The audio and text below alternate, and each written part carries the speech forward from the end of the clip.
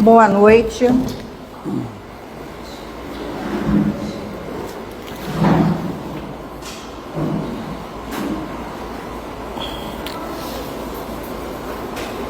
Boa noite. Sejam todos muito bem-vindos à casa de Dr. Bezerra de Menezes, que é a nossa casa de amor, que nos recebe sempre com muita alegria. Bom, hoje nós estamos trazendo aqui, o nosso amigo Kerris para a palestra dessa noite. E o título é Onde está Deus? Eu agora vou ler um preparo para começarmos a reunião de hoje. Saiu dali. Do livro Vinha de Luz, pelo Espírito Emmanuel, psicografia de Francisco Cândido Xavier. Somos Deus, nós somos de Deus. Não nos é fácil desvencilharmos dos laços que nos imantam aos círculos menos elevados da vida, aos quais ainda pertencemos. Apesar de nossa origem divina, 1000 obstáculos nos prendem à ideia de separação da paternidade celeste. Chega-nos o orgulho para a universalidade da vida.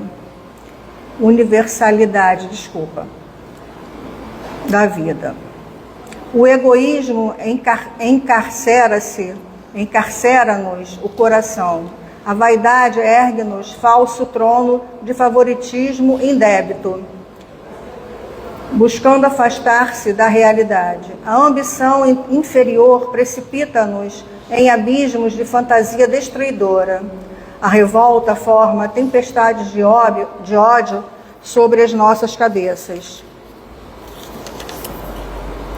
A ansiedade fere-nos o ser e julgamos, nesses velhos conflitos do sentimento, que permanecemos ao corpo físico, ao preconceito multicelular e à convenção humana, quando todo o patrimônio material que nos circunda representa empréstimo de forças e possibilidades para descobrirmos nós mesmos, enriquecendo o próprio valor.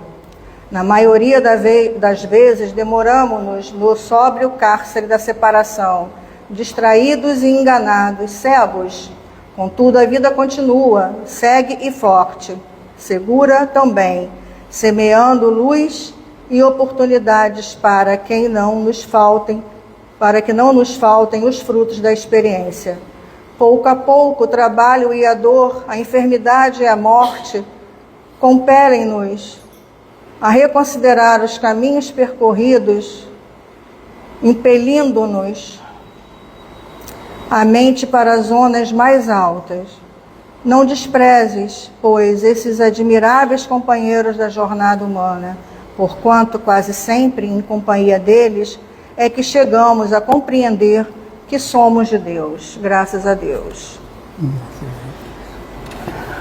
Vamos elevar agora o nosso pensamento ao alto, rogando ao nosso Pai de misericórdia infinita, o nosso Mestre Jesus, para que sempre esteja conosco, nos auxiliando naquilo que precisamos, Senhor, de maneira justa com as leis divinas.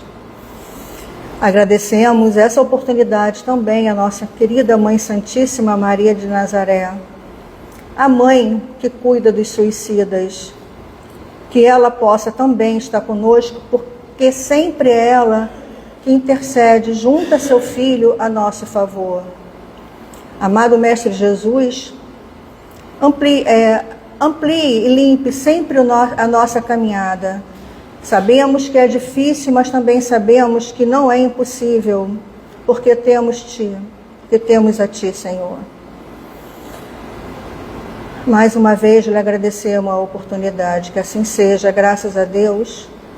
Passa a palavra agora ao nosso amigo Kerris.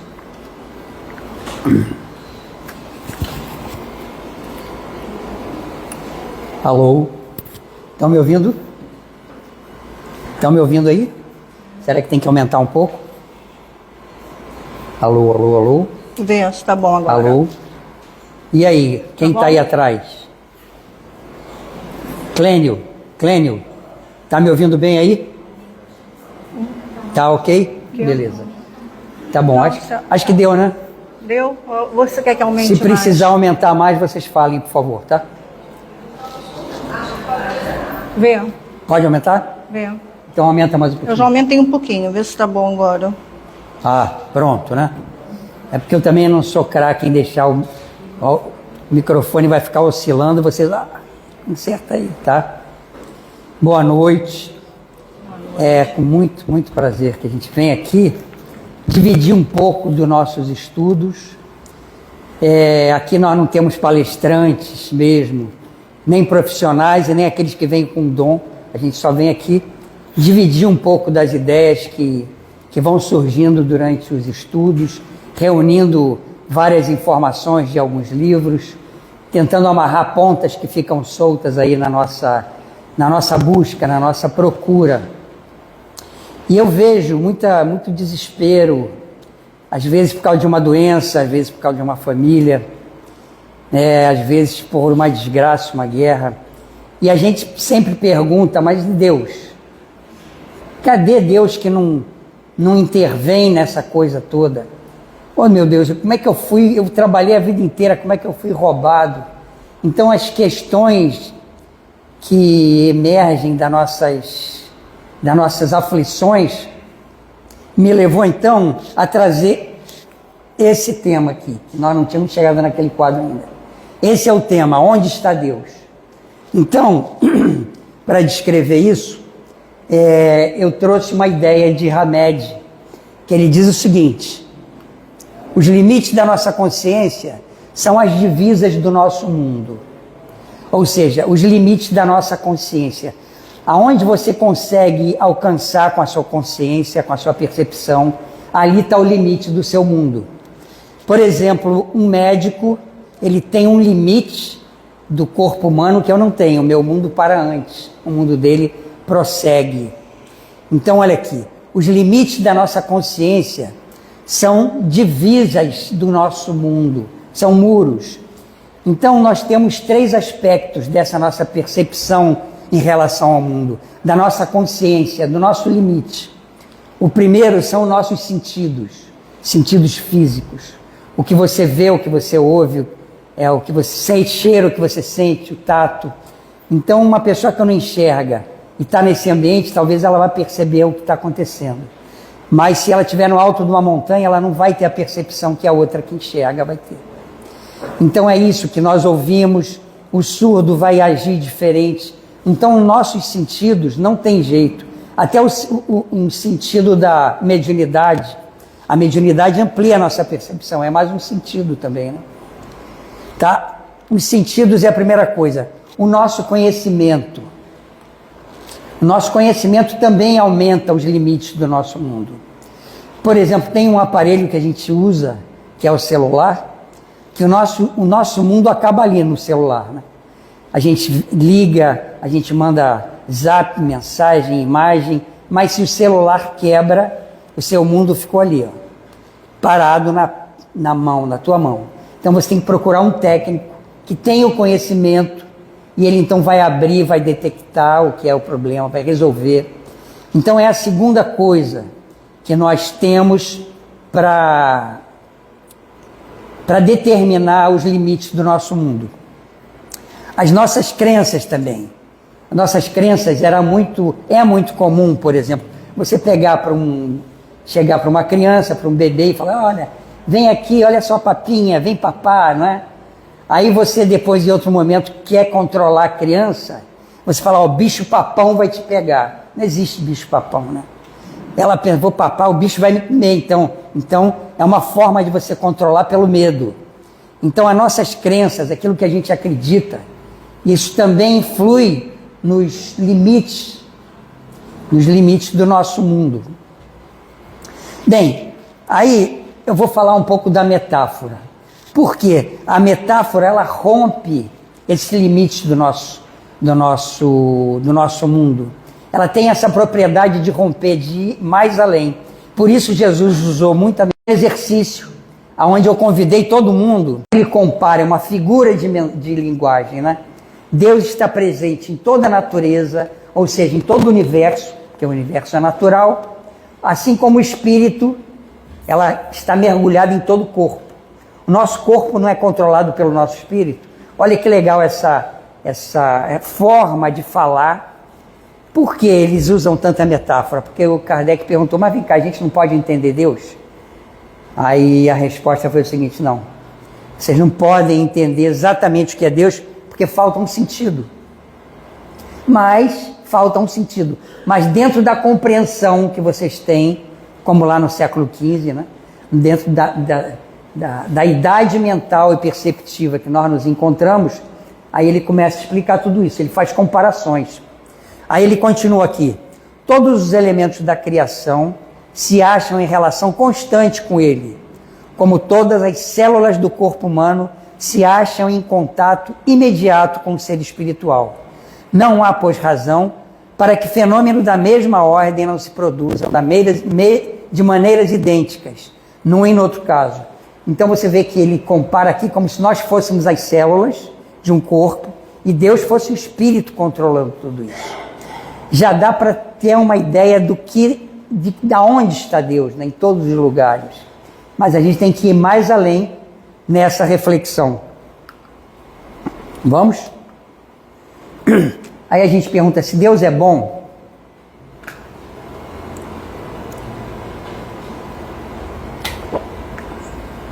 se Deus é bom, por que existe o mal? Hein? Vamos lá.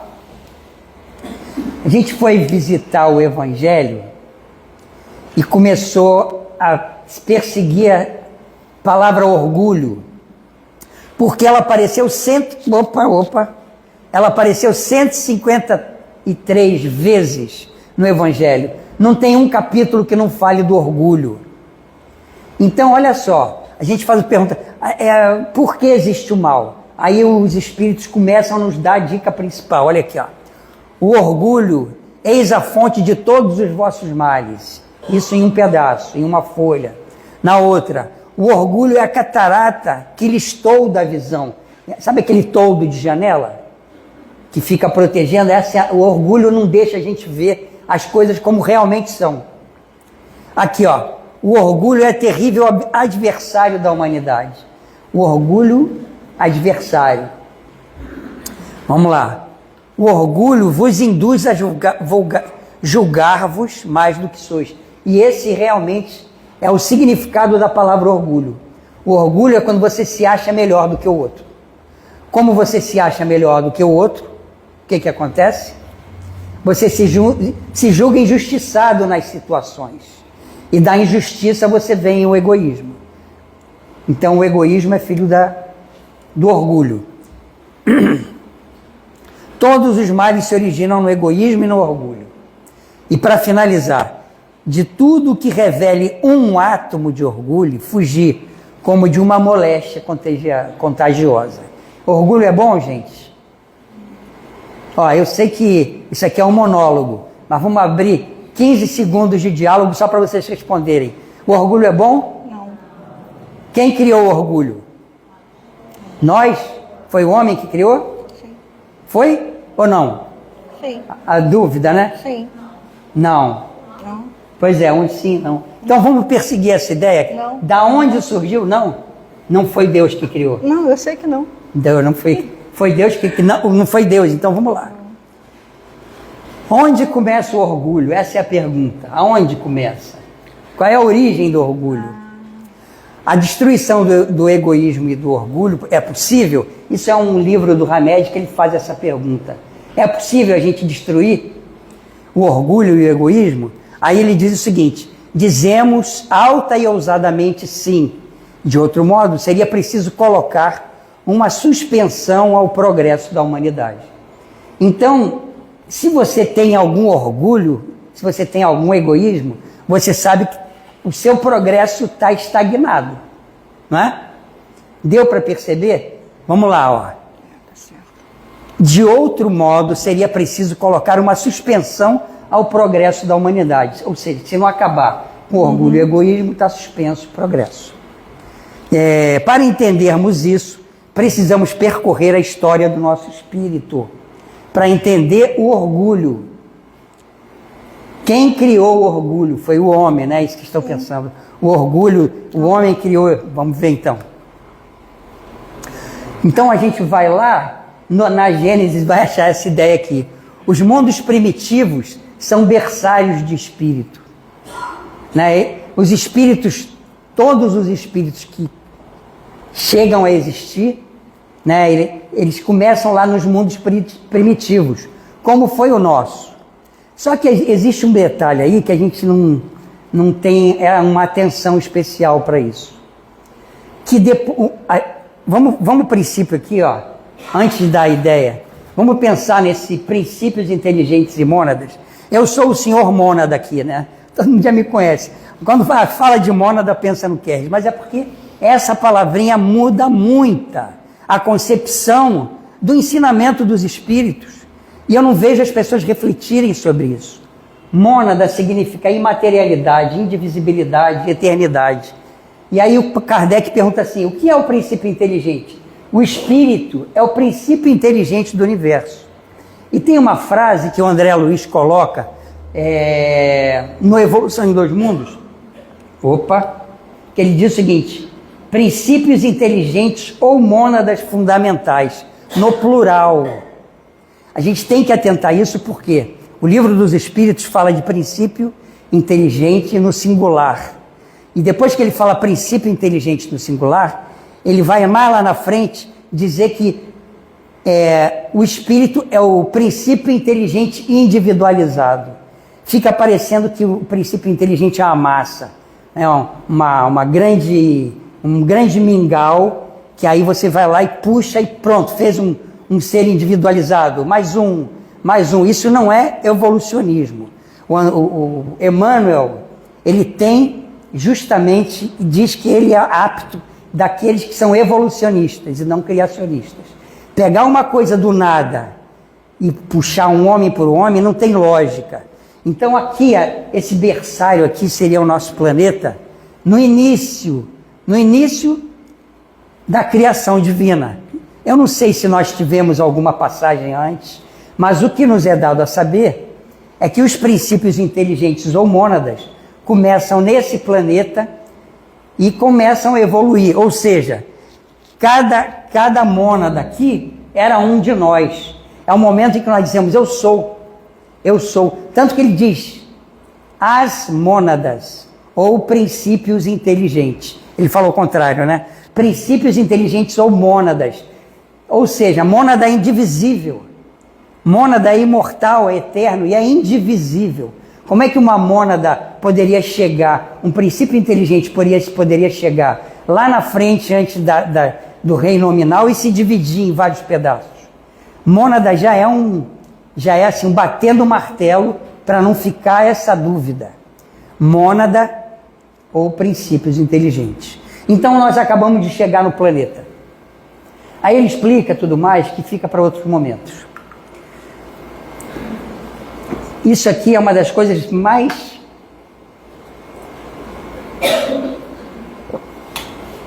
importantes dessa conversa. Desculpa, toda hora ela tem que ficar mudando aqui. Obras póstumas. Nós encontramos o seguinte, o instinto de conservação e o orgulho. Obras póstumas, nos chamando a atenção disso. O orgulho, aquele que o Evangelho quer que a gente se desligue dele a qualquer maneira. Ele diz o seguinte, o egoísmo e o orgulho têm a sua fonte num sentimento natural, um instinto de conservação. O que é isso? Quando nós chegamos aqui no planeta, ou em qualquer outro planeta, planeta primitivo, como se Deus desse um dom para aquelas mônadas, dizendo o seguinte, vocês vão ter que evoluir, vocês vão ter que crescer, vocês vão ter que aprender tudo. É como se desse um apagão na mônada. É como se, comparando o André Luiz, tem um texto que ele fala isso. É um livro que ele compara o nascimento de um bebê que se apaga, né? Ele esquece tudo. E a mônada não, o princípio inteligente não. Ele já vem limpo. É assim. Isso é o que nos é dado a saber. tá? É isso que os espíritos nos passam.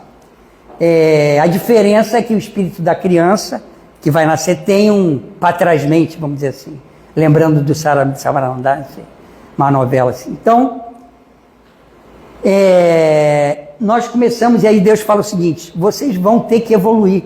E não tem outra forma de vocês evoluírem, crescerem, aprenderem e se libertarem, e se libertar da matéria, ampliando a percepção do mundo, se não for através da própria matéria. Então, o instinto de conservação falava dentro de todas as mônadas assim: você não pode morrer. Você pode fazer tudo, menos morrer. Você tem que ter o desejo de ficar vivo o tempo inteiro. E aí nós atravessamos todo o reino animal com esse sentimento. Você não pode morrer. Então, o orgulho é ruim? Vamos ver. Deus não criou o mal, foi o homem que os produziu pelo abuso que fez dos dons de Deus em virtude do seu livre-arbítrio. Esse sentimento, encerrado em seus justos limites, portanto, é bom em si mesmo. Então a gente vai ver que foi Deus que criou o orgulho e o egoísmo. O orgulho foi o Deus que criou, mas não para nós, espíritos. Ele criou para os reinos anteriores ao reino nominal. Então vamos imaginar aqui, os animais que têm o instinto. O instinto e o orgulho, por exemplo. O orgulho, o que é ele ser melhor do que os outros, não é isso? O orgulho, nós não lemos ali atrás, que o orgulho é quando a gente se acha melhor do que os outros. Numa alcateia, por exemplo, os lobos têm que brigar entre eles, têm que brigar para saber qual é o melhor. É uma necessidade biológica, porque o melhor, o mais inteligente, ele vai guiar toda a matilha. Ele vai guiar, ele vai ser o cara que vai atrás, que vai olhando, é o cara que sabe caçar melhor. Então existe essa diferenciação, é o mais forte, que depois ele vai procriar e vão ter filhos mais fortes. Então é uma necessidade da natureza o orgulho. O orgulho foi Deus quem criou, não foi o homem. O homem só abusa disso. A gente vai ver por quê. Vamos seguir, mas vocês estão entendendo o que eu estou falando? Tá? Então o orgulho. E o egoísmo? O egoísmo é aquela velha coisa dos leões. Eles matam um animal. Quem é que vai comer primeiro? A fêmea mais forte, depois a outra. Quem é que vai comer por último? O leão, né? Então existe uma hierarquia, mas é inteligente. Quando você joga milho no meio da praça, hoje em dia não se faz mais isso, né? Mas se jogava aqueles milhos, os pombos não esperavam pelos outros, quem chegasse ali, não falava, peraí, ainda vamos deixar um pouco pro pessoal que não chegou ainda. Não, é egoísmo mesmo. Eu assisto todo dia da minha janela lá, eu tenho naquele pendurador de florzinha, aquela garrafinha com umas florezinhas, e os beija-flores, os passarinhos vêm comer. É um quebra-pau direto. Tem um beija-flor que não deixa ninguém chegar. Ou seja, é egoísmo dele, mas ele precisa daquela energia. Aí os passarinhos começam a ter estratégias, né, para ir pegar. Então é isso, o egoísmo e o orgulho não são ruins. Como é que ele completa aqui, ó? De nenhum modo Deus criou o homem egoísta e orgulhoso. Criou simples e ignorante. Simples e ignorante. Quando foi que ele criou simples e ignorante? Quando ele chegou como mônada, como princípio inteligente. Lá ele era simples e ignorante. O André Luiz, no Evolução dos Mundos, ele percorre esse caminho dizendo o seguinte, que a primeira manifestação do espírito na matéria foram os vírus. Ou seja, imagina, nós há muitos milhões e bilhões de anos atrás, todo mundo que estava aqui era um vírus. Só que o vírus, existe inteligência no vírus. Existe uma grande inteligência. Então ali, a partir daquele ponto, ele já não era mais ignorante. E nem tão simples. Então não foi o ser humano que foi criado simples e ignorante. Quando a gente chegou na humanidade, ele já tinha percorrido um caminho longo. Olha quanta inteligência tem nos animais, nos insetos, é uma coisa impressionante. Tem uma vespa, outro dia eu estava vendo uma vespa, que ela tem um ferrão, né, ela tem um ferrão, ela bota o filho dentro de uma lagarta, e aí ela pega o ferrão dela, injeta um veneno, não a ponto de matar a lagarta, só de deixar ela anestesiada. Como é que ela sabe qual é o veneno, qual é a lagarta, qual é a quantidade de veneno? Olha quanta inteligência tem dentro de um insetinho assim, ó.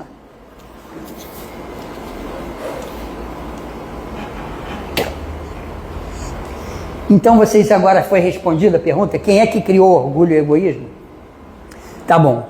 E aqui, ó, a gente já viu que esse sentimento se encerra em seus justos limites, portanto, ele é bom em si.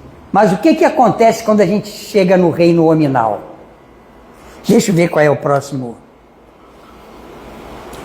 Aqui eu separei 3 livros que tem assim na literatura toda do André Luiz. Sempre é um mentor, sempre é aquele que abre o livro. Olha aqui o que nós estávamos falando aqui, da nossa animalidade que nós trazemos, porque o orgulho é a própria animalidade.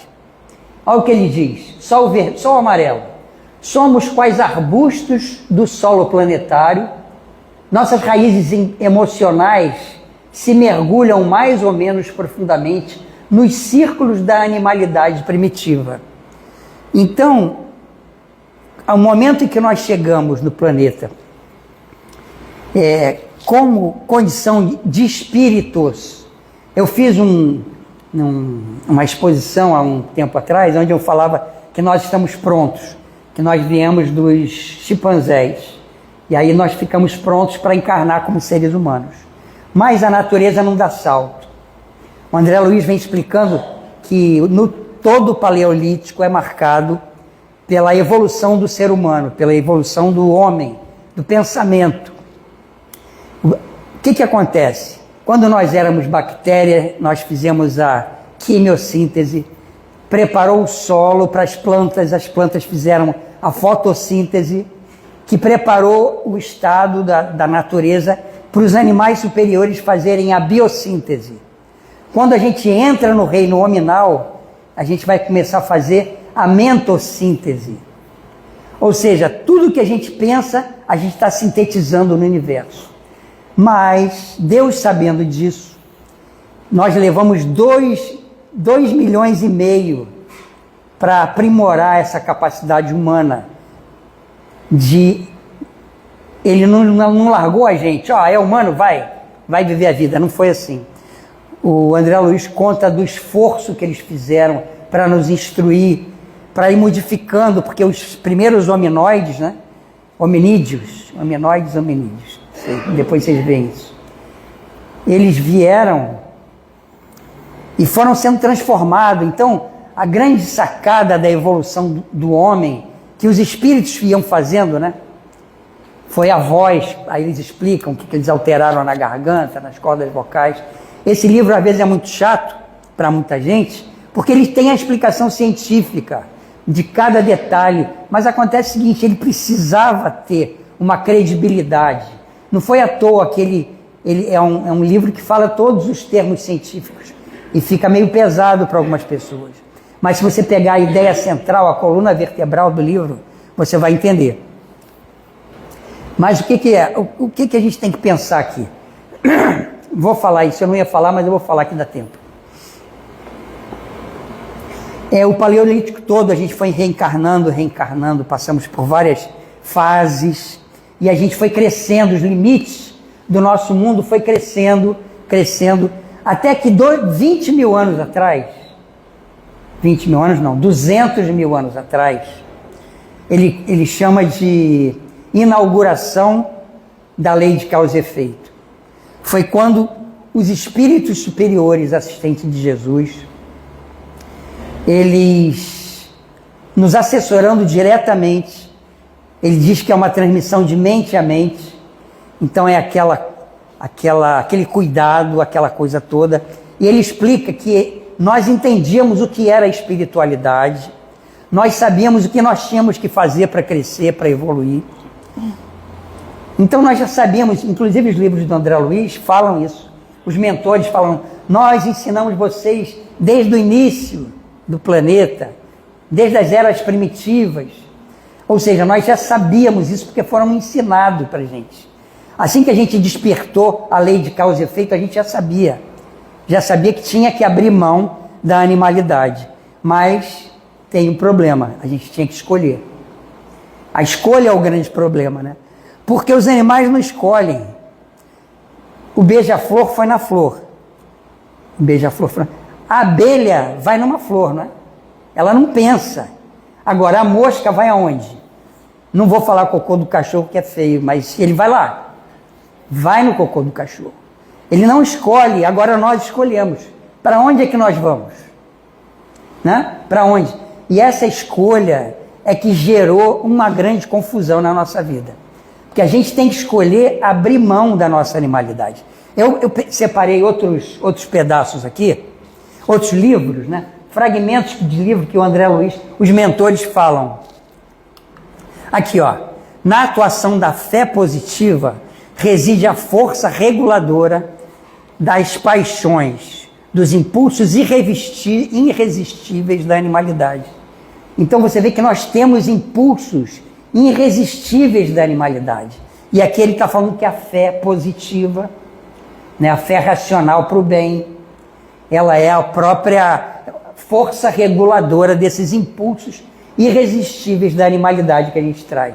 Nós lemos um livro que dizia assim, que vocês são herdeiros da animalidade, né? Vós seja herdeiros da animalidade. Isso foi no mundo maior. O anterior foi no... deixa eu ver aqui. Foi no Libertação. Esse aqui foi no mundo maior e tem mais um que eu tirei, também porque não precisava de tantos exemplos. 3 está bom. Ele diz o seguinte: as máquinas terrestres podem alçar-vos o corpo físico a consideráveis alturas, mas o voo espiritual com que vos libertareis da animalidade, jamais o desferireis sem as asas próprias. Então você vê que nós estamos presos na animalidade.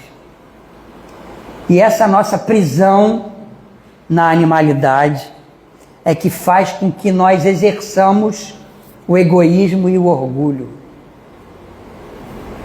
Deu para entender? Sim. Quem ficar calado eu vou dizer como sim, eu vou tomar como sim. Então olha só, nós somos isso aqui, ó, espíritos presos, acorrentados ainda no nosso passado. Somos espíritos ainda vivendo a animalidade. Quando a gente consegue superar isso, nós não precisamos mais reencarnar. Essa é a nossa dificuldade. A nossa dificuldade é nós nos libertarmos, porque a gente tem que escolher. E é engraçado que no ensino, que isso é um grande ensino, né?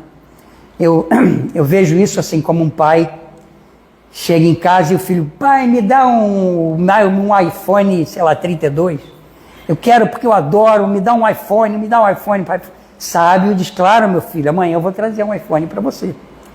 E aí o dia seguinte ele chega com uma maleta, dizendo, toma, meu filho, seu iPhone. O filho, como assim, pai? Isso não é um iPhone? É, meu filho, pode abrir. Aí ele abre a maleta, tem um iPhone todo desmontado, com todas as guias de como se montar. Então é mais ou menos isso. Aí ele vai lá, tem que ir aprendendo. Quando ficar pronto, ele pode escolher. Chegou a hora dele escolher para quem ele vai ligar, para quem ele vai mandar mensagem, qual é o site que ele vai visitar. É uma metáfora também. Mas então, eu voltei sem querer, né? Uhum. Vamos lá. Ah, não é para ali. Então vamos lá. Temos que abrir mão da nossa animalidade. A destruição do egoísmo e do orgulho é possível? Isso é Hamed num texto dele. Aí dizemos ousadamente sim. De outro modo, seria preciso colocar uma suspensão no progresso da humanidade. Eu já não falei sobre esse slide, falei, né? Então essa redundância não foi por acaso, não. A gente precisa ouvir. Então o que acontece? Nesses 200 mil anos, quando a gente cai na fase da lei de causa e efeito, das nossas escolhas, nós estávamos aqui, ó, 200 mil anos, No Paleolítico, o André Luiz diz com todas as palavras, no Paleolítico, nós já tínhamos a capacidade de escolher. Então ele diz o seguinte, que nessa época começaram a se formar dois grupos. Um que atinavam para os espíritos superiores e foram seguindo sempre as orientações dele e foram se agregando, se juntando. E o outro grupo, que eram os rebeldes, rebeldes entre aspas, rebelde à lei de Deus. O pecado original, ele não é o problema do sexo. O pecado original é quando nós trocamos o amor divino pelo amor carnal, que é a paixão. É aquele momento ali da nossa escolha. Então muitos tiveram esse desejo, a raiva. A Joana de Ângeles, na Libertação do Ego, ela diz o seguinte, que foi nesse período dos antepassados, dos primitivos, seres primitivos da humanidade, é que começa a lentamente surgir o ego. Justamente porque eles começam a reencarnar. E se reencarna, a gente tem que ter uma proteção. O ego protege a próxima encarnação. Não, eu matei o cara, agora vamos formar um ego aqui, para você vir com ele e se acertarem. Se não tivesse essa rolha, né? O ego é como uma rolha que tampa o nosso passado. Mas vamos seguir em frente aqui. Hoje nós nos vemos assim, ó. Ah, mas eu estava falando isso aqui. Formaram dois grupos. Mas isso aí é tema para uma outra palestra, né? Porque esse grupo que foi o que seguiu o caminho reto não precisou mais reencarnar. Inclusive ele disse que junto com os amigos espirituais foram construir o reino do céu, uma coisa assim. Mas fica para uma outra palestra, nós destrincharmos isso melhor. Mas nós nos vemos assim, ó, dentro da cidade, cheio de tecnologia, cheio de coisa, né? Bem vestidos, mas o nosso psiquismo está assim, presos na animalidade. Tá certo? Então, vamos lá para a conclusão. Engraçado que eu achei que fosse ser muita coisa. A conclusão, nós estamos com 15 minutos para concluir. Não é isso? Aqui é 8h30. 15 minutos para a conclusão. Que maravilha, né? Então vamos lá. Vamos começar a refazer tudo que a gente pensou. Para nós sabermos aonde está Deus, mas Deus mesmo dentro da gente, fala, Deus está dentro de você, não é figurativo. Se nós somos feitos da figura, da matéria-prima divina, está aqui Deus, nós somos encharcados de Deus. Aqueles peixes, lembra? No oceano, eles não estavam secos, eles não eram feitos de palha, eles estavam ali encharcados de Deus, né? Como nós somos. E além do mais, nós somos feitos da substância de Deus. As mônadas que sofreram um apagão, os princípios inteligentes, quando chegaram, eles sofreram um apagão. Mas a matéria-prima é de Deus, Ele não tirou os nossos espíritos de outro lugar, só podia tirar de um lugar, dele mesmo. Então nós somos deuses primeiro, porque nós estamos encharcados em Deus, existe Deus dentro da gente, dentro do corpo físico, depois dentro do corpo espiritual, e vai ficando mais leve, até que Jesus diz assim, eu e o Pai somos um só. Tem ainda um invólucro envolvendo Jesus, feito de fluido cósmico, que é a matéria-prima do universo. Mas eu e o Pai somos um só, porque é o amor pleno. E aí vamos pensar em mais uma coisa. A Gênesis nos diz, e entre outros livros, mas a Gênesis é direto, que à medida que a inteligência avança, o instinto reduz. A inteligência avança e o instinto vai se afastando. E ele dá o exemplo até de uma criança. Quando nasce, ela é só instinto, né? Ela quer mamar, chora. Ela não tem... É um instinto puro. À medida que ela vai crescendo, ela vai ficando mais inteligente e vai abandonando aquele instinto. Não é isso? Então, o que acontece? O que é inteligência? A gente confunde o que é inteligência com a mente. A nossa mente é uma biblioteca. Você pode jogar um monte de livro lá. Joga livro, informação, informação de várias reencarnações, mas é a mente. O que é inteligente é o ser maior, é o princípio inteligente que cresceu, é a mônada, é aquilo que nós levamos, o que o Jung chama de self.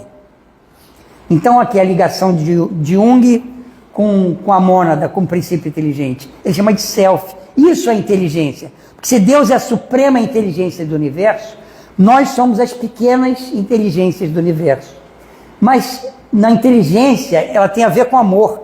Deus não é amor? Não foi isso quem foi João Evangelista falou? Que Deus é amor? Porque ele se expressa com amor. Qual é a expressão de Deus? É amor. Tudo que ele fez no universo é uma medida perfeita, tem um propósito definido, e tudo de uma forma amorosa, tudo de uma forma perfeita. Então a inteligência é totalmente amorosa. Tem que eu não estou lembrado agora, mas no Evangelho, que diz que o homem no início era instinto, é a lei do amor, acho que é isso. No início é instinto, depois corrompido, são só sensações. Olha aqui, os que ficaram. Só sensações. E apurado, depurado e instruído, ele começa a ter os sentimentos. E o ponto maior do sentimento é o amor. Então o amor tem a ver com a inteligência. O amor não tem a ver com a cultura. Se você não tiver a inteligência maior norteando tudo que você tem, tudo que você faz, tudo que você quer, você vai começar a ceder para os teus instintos. Por exemplo, a raiva. A raiva não é hominal. A raiva vem do mundo animal. A raiva modifica os hormônios, prepara o teu músculo, se prepara para lutar. É isso que é a raiva. Se prepara para lutar. Mas para quê? Porque você tem que atacar a presa. E ela vai reagir. E a presa também tem raiva porque ela vai ter que reagir. Então naquela briga era extremamente necessária a raiva. Mas e hoje em dia é necessária a raiva? Não. Não faz parte desse ser maior do self. A raiva é uma daquelas raízes que o André Luiz falou lá, que estão enraizadas no mundo animal. A raiva. E o medo? Não, e a raiva também tem a intelectualização da raiva, né?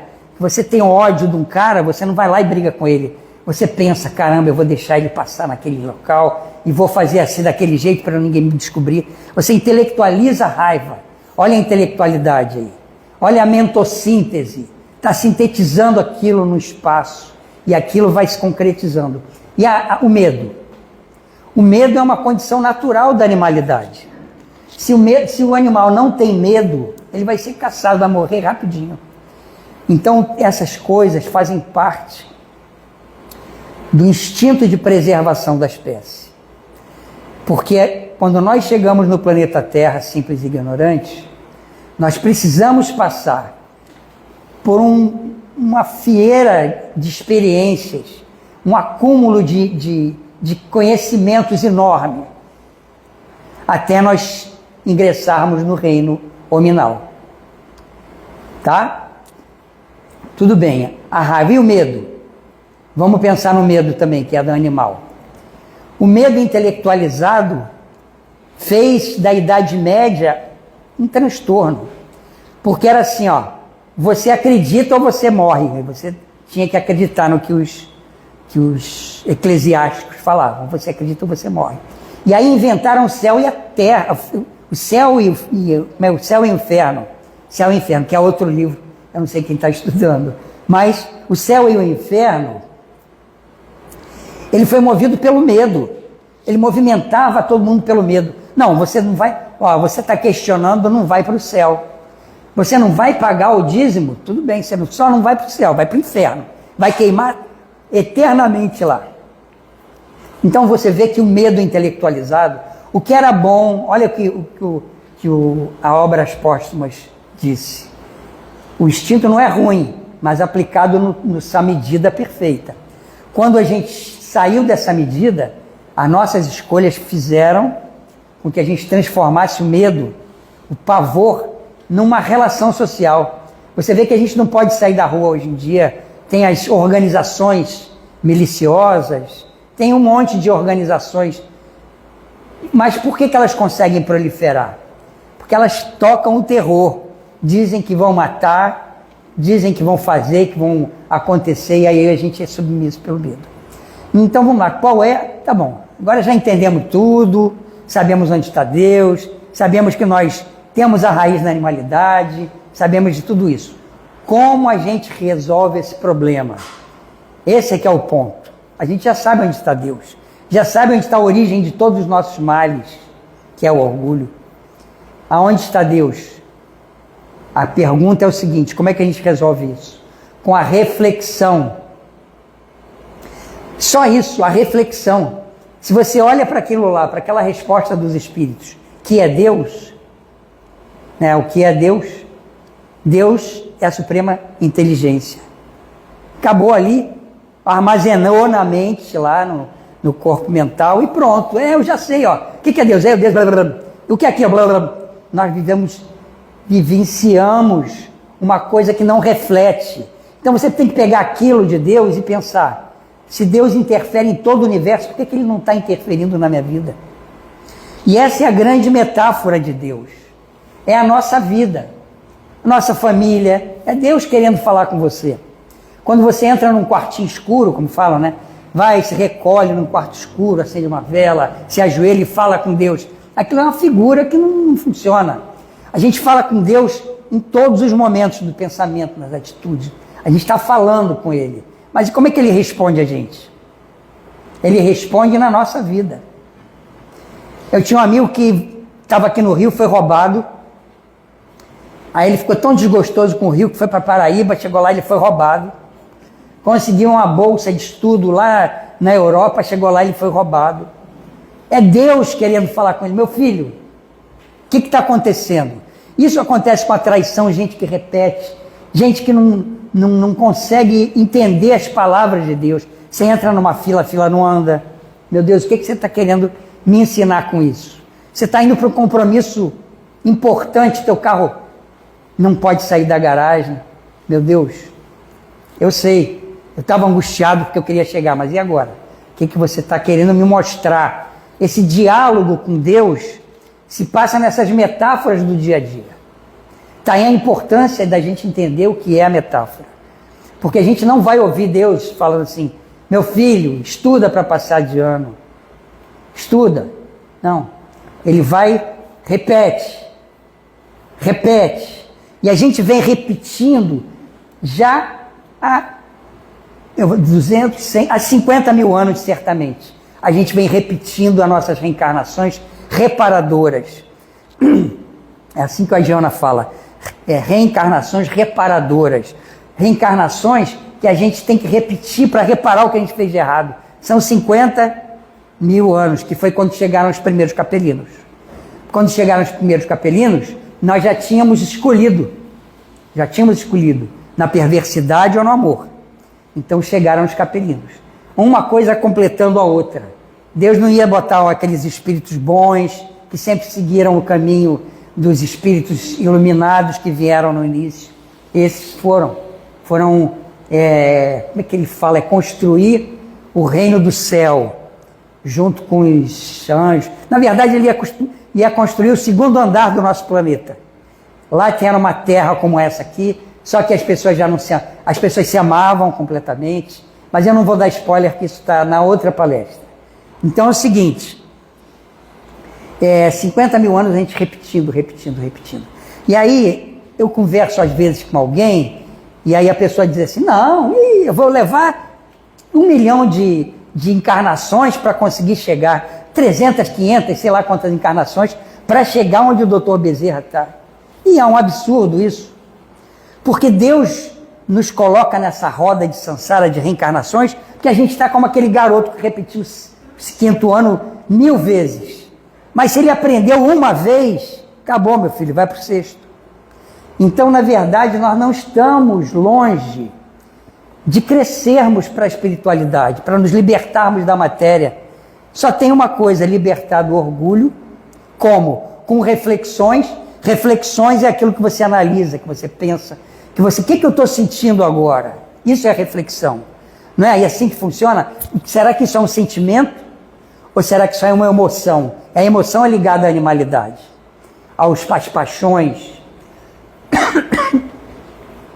Na emoção, você pula a cerca, como falam, né? Obrigado, pode deixar. Você faz um monte de coisa errada, porque é emoção. É a emoção, é o animal ali. É o animal. O cachorro não pula a cerca quando a fêmea está no cio. É isso, a metáfora do pula a cerca é essa. É mais forte que você. Claro que é mais forte, você ainda está tão enraizado na animalidade. Então, gente,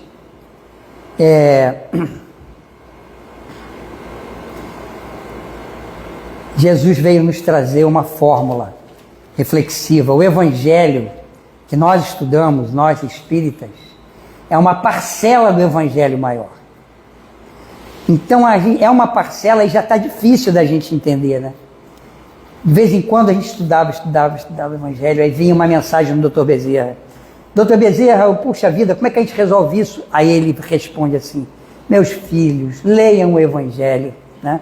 É como se ele falasse: você é um analfabeto funcional, meu filho. Tenta aí que uma hora você vai entender isso, né? Obrigado pela paciência e que Jesus nos abençoe.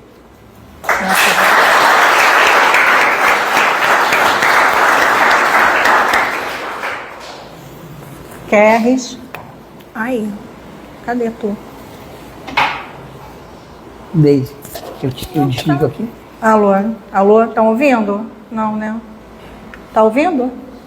Toma aí. Não, mas não tá. Esse daí tá bom, né? Desliga. Aqui tá baixo. Bom, vou agradecer aqui o Kerres, né, por trazer pra gente reflexões tão significativas, né? Que possamos levar isso conosco, né? Não só ficar aqui na teoria, mas vamos praticar um pouquinho, porque acho que o benefício é nosso. Nós agora vamos passar para a segunda parte da nossa reunião com os passes. Eu peço, por gentileza, que os passistas se organizem para poder ministrar o passe e o resto das pessoas, por favor, permaneçam em silêncio. Boa tarde, Maria. Onde é que ela está? Aqui.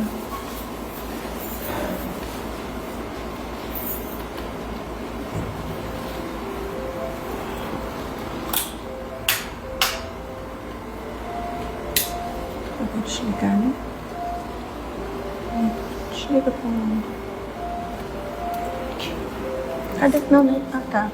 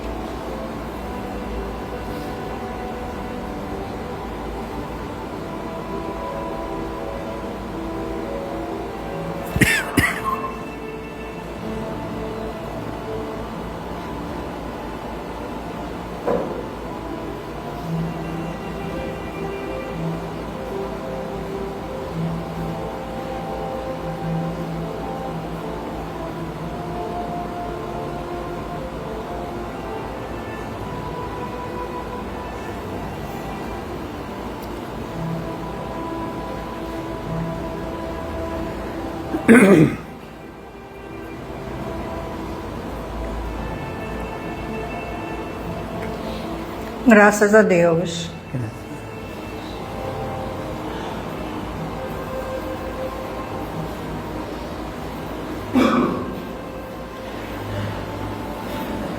E? Pega a mão dele, vai.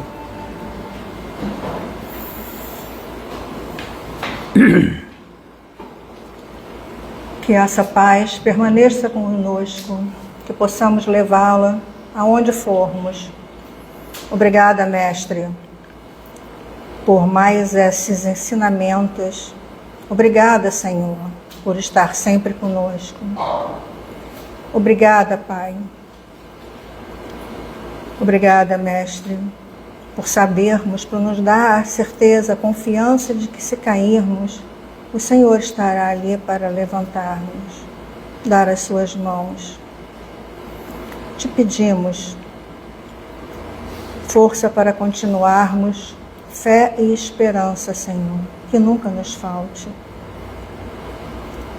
Rogamos a Ti, Senhor, pela Tua misericórdia e pelo Seu amor, perdão pelas nossas faltas. Auxilia-nos, Senhor, sempre. Sabemos sempre que Deus nos dá todas as oportunidades, mesmo que às vezes nós não consigamos passar por elas. Mas crendo em Ti, tendo fé, nós vamos conseguir. Obrigada, Mãe de Misericórdia Infinita. Que toda a Sua luz, que todo o Seu amor cubra a todos nós, ao nosso planeta. Abençoada seja esta casa de amor, de carinho, de acolhimento e de fraternidade. Obrigada aos mentores e aos protetores espirituais. Obrigada ao Kerres por tudo que ele nos trouxe hoje. Que assim seja, graças a Deus.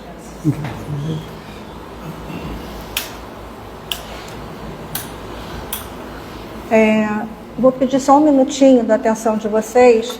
Quando eu iniciei aqui a direção da palestra, eu esqueci de perguntar se havia alguém vindo pela primeira vez à nossa casa. Ai, tá, muito bem-vinda, tá? Ao final da palestra, se você tiver alguma dúvida ou precisar de alguma ajuda, né? Os trabalhadores da casa estarão à sua disposição. Como é de praxe, nós sempre, no final de cada palestra, nós sorteamos os livrinhos. Mas você, como é a primeira vez, você já é uma contemplada, tá? Você pode passar na livraria que fica lá no começo, né? Quando você entra do lado direito. Eu gostaria só de lembrar a vocês a necessidade dos alimentos que compõem a nossa cesta básica. Os avisos ficam na televisão ali fora, mas sempre bom reforçar isso. Por favor, nós pedimos que cada um, se trouxer uma coisinha, não precisa ser muito, já vai fazer muita diferença, já vai ajudar muito. Então, por favor, não deixe de ajudar. Espero que vocês todos, na hora de irem para casa, sejam bastante iluminados, que cheguem em casa com muita luz, com muita esperança e com muito amor e em segurança, né? Graças a Deus.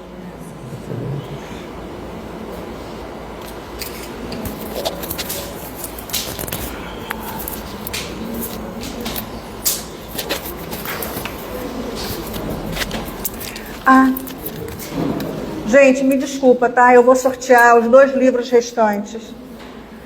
Me perdoem, hoje eu tô meio não sei aonde. Não sei o que está acontecendo. Acho que foi o curso que a gente faz aqui, eu fiquei assim. Aliás, a casa oferece, tá, de forma gratuita os cursos, né, da codificação de Kardec. Então, quem quiser vir, será todas as quartas-feiras, a partir de 18 horas. Estão todos convidados. Oi? Número 8. Número 8. 15. 15. 33. 15. 33. Tem mais um? Não, só porque a moça que veio a primeira vez, ela já está contemplada, tá? Gente, muito obrigada pela presença de vocês. Uma boa noite. Ah, eu não sei o que aconteceu.